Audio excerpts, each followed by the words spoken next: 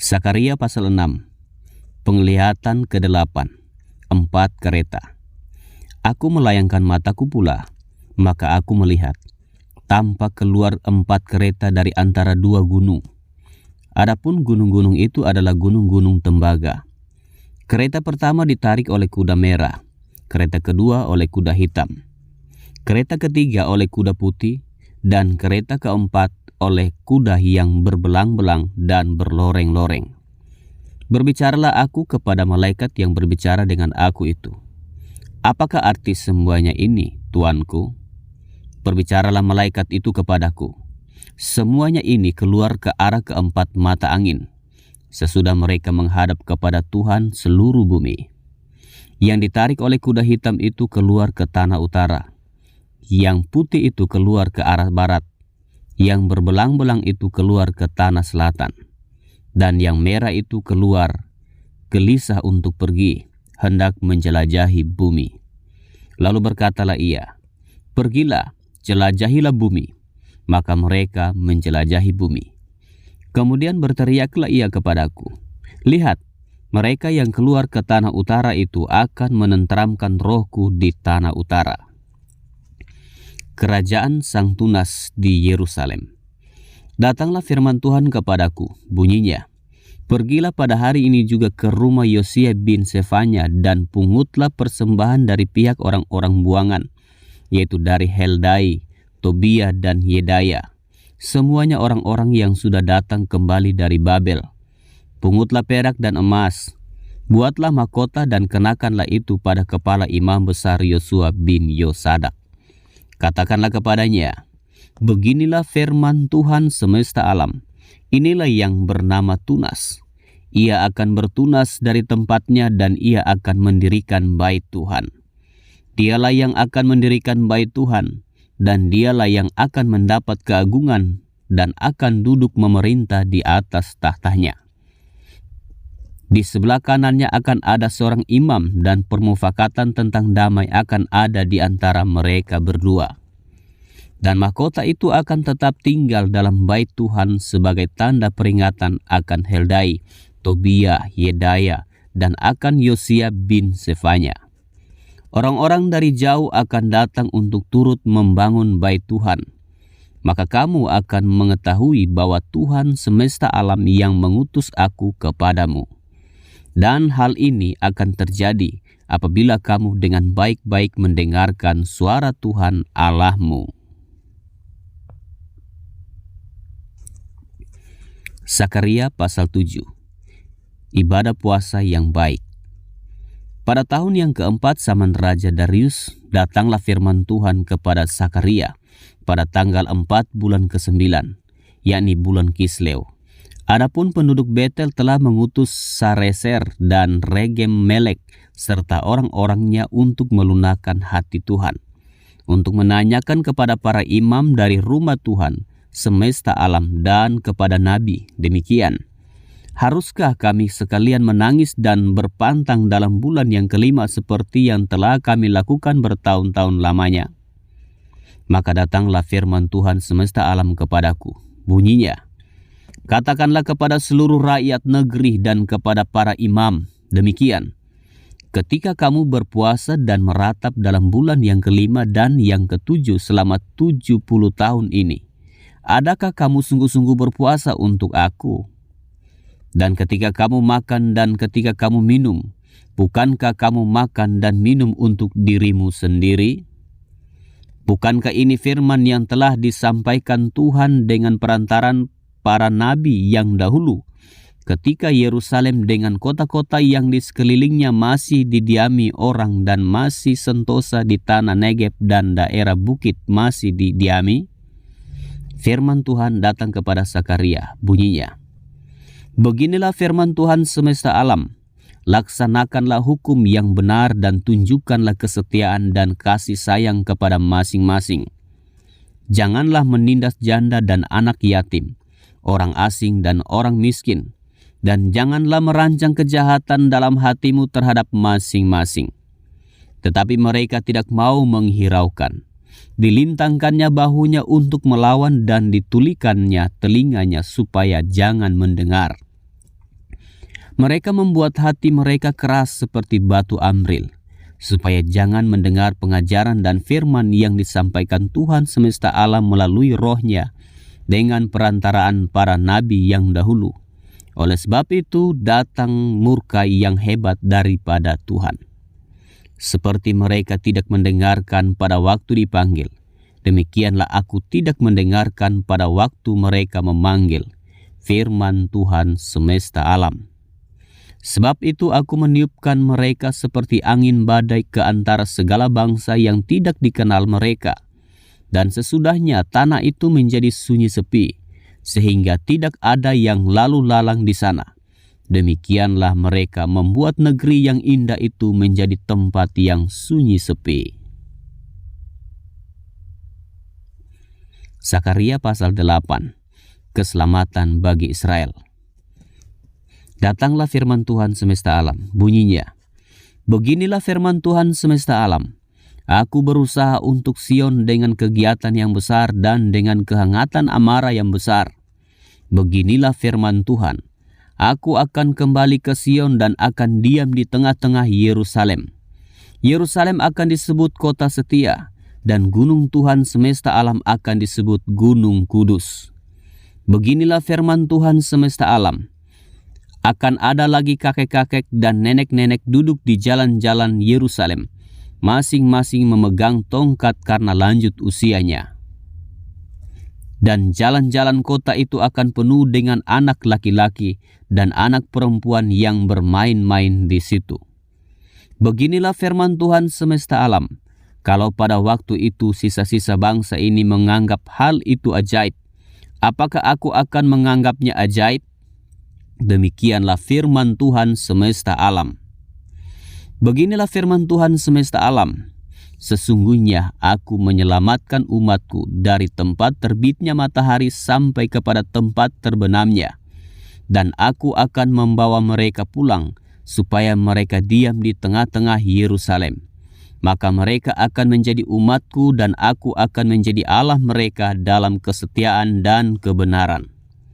Beginilah firman Tuhan semesta alam, kuatkanlah hatimu, hai orang-orang yang selama ini telah mendengar firman ini, yang diucapkan para nabi, sejak dasar rumah Tuhan semesta alam diletakkan, untuk mendirikan bait suci itu. Sebab sebelum waktu itu tidak ada rejeki bagi manusia, juga tidak bagi binatang, dan karena musuh, tidak ada keamanan bagi orang yang keluar dan bagi orang yang masuk. Lagi pula aku membuat manusia semua bertengkar. Tetapi sekarang, aku tidak lagi seperti waktu dahulu terhadap sisa-sisa bangsa ini. Demikianlah firman Tuhan semesta alam. Melainkan aku akan menabur damai sejahtera. Maka pohon anggur akan memberi buahnya, dan tanah akan memberi hasilnya, dan langit akan memberi air embunnya. Aku akan memberi semuanya itu kepada sisa-sisa bangsa ini sebagai miliknya. Dan kalau dahulu kamu telah menjadi kutuk di antara bangsa-bangsa, hai kaum Yehuda dan kaum Israel, maka sekarang aku akan menyelamatkan kamu, sehingga kamu menjadi berkat. Janganlah takut, kuatkanlah hatimu. Sebab beginilah firman Tuhan semesta alam, kalau dahulu aku telah bermaksud mendatangkan malapetaka kepada kamu, ketika nenek moyangmu membuat aku murka, dan aku tidak menyesal, firman Tuhan semesta alam. Maka pada waktu ini aku kembali bermaksud berbuat baik kepada Yerusalem dan kepada kaum Yehuda. Janganlah takut, inilah hal-hal yang harus kamu lakukan. Berkatalah benar seorang kepada yang lain dan laksanakanlah hukum yang benar, yang mendatangkan damai di pintu-pintu gerbangmu. Janganlah merancang kejahatan dalam hatimu seorang terhadap yang lain, dan janganlah mencintai sumpah palsu. Sebab semuanya itu kubenci. Demikianlah firman Tuhan. Datanglah firman Tuhan semesta alam kepadaku, bunyinya, beginilah firman Tuhan semesta alam, waktu puasa dalam bulan yang keempat, dalam bulan yang kelima, dalam bulan yang ketujuh, dan dalam bulan yang ke-10 akan menjadi kegirangan dan sukacita dan menjadi waktu-waktu perayaan yang menggembirakan bagi kaum Yehuda. Maka cintailah kebenaran dan damai, keselamatan bagi bangsa-bangsa. Beginilah firman Tuhan semesta alam. Masih akan datang lagi bangsa-bangsa dan penduduk banyak kota. Dan penduduk kota yang satu akan pergi kepada penduduk kota yang lain, mengatakan, marilah kita pergi untuk melunakkan hati Tuhan dan mencari Tuhan semesta alam. Kami pun akan pergi. Jadi banyak bangsa dan suku-suku bangsa yang kuat akan datang mencari Tuhan semesta alam di Yerusalem dan melunakkan hati Tuhan. Beginilah firman Tuhan semesta alam. Pada waktu itu, 10 orang dari berbagai-bagai bangsa dan bahasa akan memegang kuat-kuat punca jubah seorang Yahudi dengan berkata, kami mau pergi menyertai kamu, sebab telah kami dengar bahwa Allah menyertai kamu. Nubuat-nubuat tentang kedatangan Mesias dalam pasal 9 sampai 14. Pasal 9. Hukuman atas bangsa-bangsa di sekitar Israel. Ucapan ilahi. Firman Tuhan datang atas negeri Hadrak dan berhenti di Damsik. Sebab kepunyaan Tuhanlah kota-kota Aram serta segala suku Israel. Juga Hamat yang berbatas kepadanya. Pula Tirus dan Sidon, sekalipun mereka sangat bijaksana. Tirus mendirikan tembok benteng bagi dirinya dan menimbun perak seperti debu dan emas seperti lumpur di jalan. Namun sesungguhnya Tuhan akan membuatnya miskin dan akan melontarkan kekuatannya ke dalam laut, dan kota itu sendiri akan habis dimakan api. Askelon akan melihatnya lalu takut, juga Gaza, lalu gemetar sangat. Ekron pun, sebab harapannya sudah kandas. Dari Gaza raja akan binasa dan Askelon tidak akan didiami lagi. Di Asdod akan diam keturunan campuran, dan kebanggaan orang Filistin akan kulenyapkan. Aku akan melenyapkan darah dari mulutnya dan kejijikan dari antara giginya. Dan yang tinggal dari mereka pun akan menjadi kepunyaan Allah kita. Mereka akan dianggap seperti suatu kaum di Yehuda, dan orang Ekron seperti orang Yebus. Aku berkemah dekat rumahku sebagai pengawal terhadap mereka yang lalu lalang. Tidak akan ada lagi penindas mendatanginya, sebab sekarang aku sendiri telah mengindahkannya. Raja Mesias di Sion. Bersorak-soraklah dengan nyaring, hai putri Sion.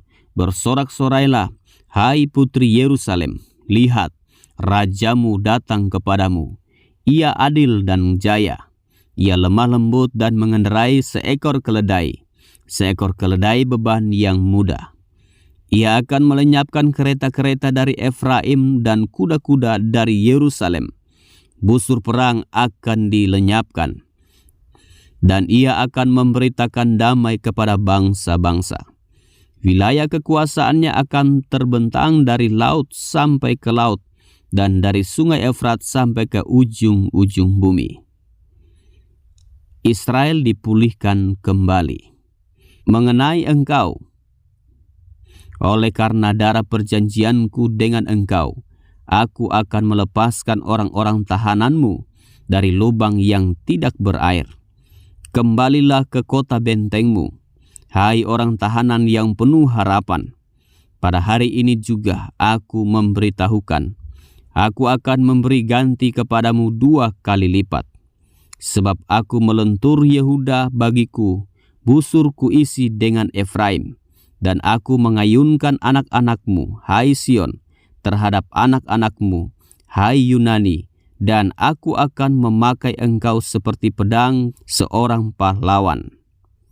Tuhan akan menampakkan diri kepada mereka, dan anak-anak panahnya akan melayang keluar seperti kilat. Dan Tuhan Allah akan meniup sangkakala dan akan berjalan maju dalam angin badai dari selatan. Tuhan semesta alam akan melindungi mereka, dan mereka akan menghabisi dan menginjak-injak pengumban-pengumban.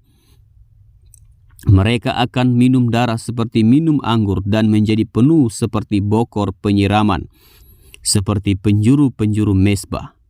Tuhan Allah mereka akan menyelamatkan mereka pada hari itu, seperti kawanan domba umatnya itu. Sungguh, mereka seperti permata-permata mahkota yang berkilap-kilap. Demikianlah mereka di tanah Tuhan. Sungguh, alangkah baiknya itu dan alangkah indahnya. Teruna bertumbuh pesat karena gandum, dan anak dara karena anggur. Sakaria pasal 10. Hanya Tuhanlah pemberi hujan. Mintalah hujan daripada Tuhan pada akhir musim semi.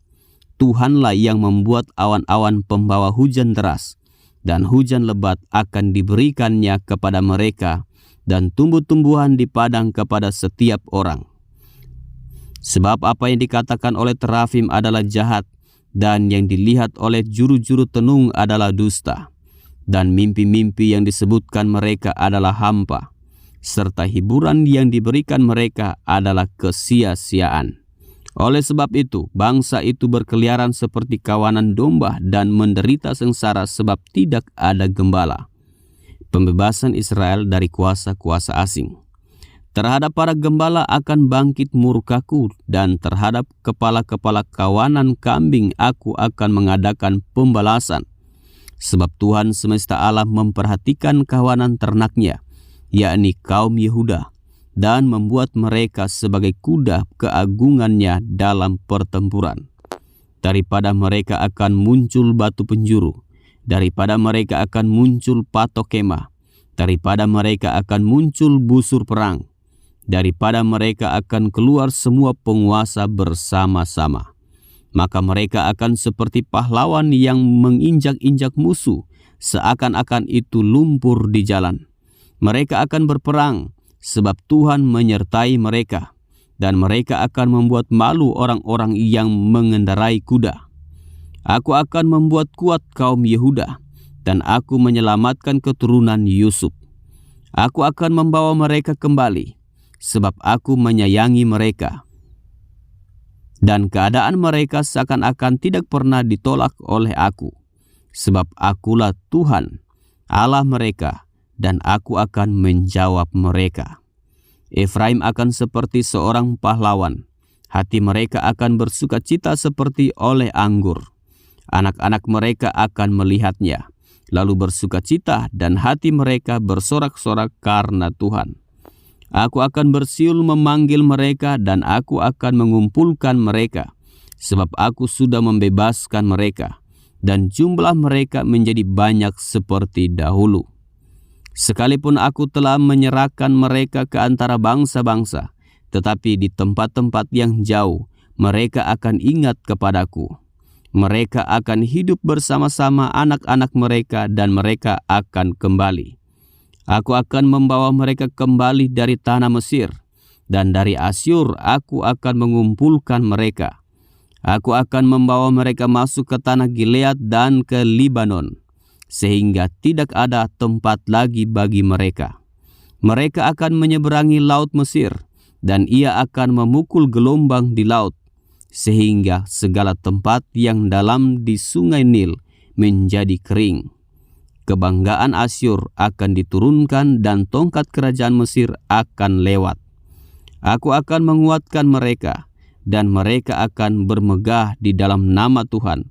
Demikianlah firman Tuhan.